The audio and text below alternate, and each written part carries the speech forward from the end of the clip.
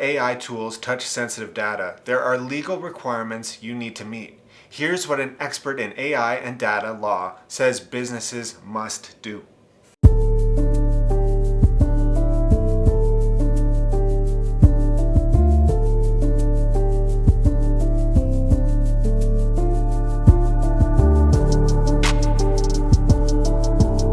Using AI to process data. Are there laws? Like, AI is so new, are there actually laws that govern this type of behavior? Yeah, there are already, for example, profiling laws that are going into effect that put limitations on the use of AI technologies to make, for example, decisions about people, particularly in sensitive areas such as housing, finance, healthcare, employment.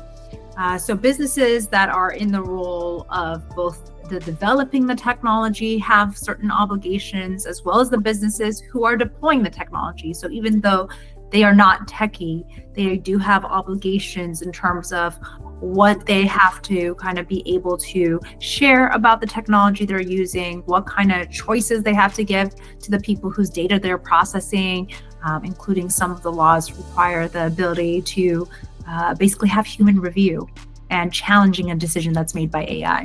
How do they even create the laws, and are they rapidly changing? At least in the US, there has been laws are being created at the state level, since we are not getting much action done at the federal level given what is going on in our politics. So a lot of states are pushing for laws, and that's actually creates a more complex framework, I think, for businesses, particularly small and mid-sized businesses, because of having one unified framework they have to comply with. They have to comply with a patchwork of laws, and a lot of the AI laws are coming into effect under the data privacy frameworks.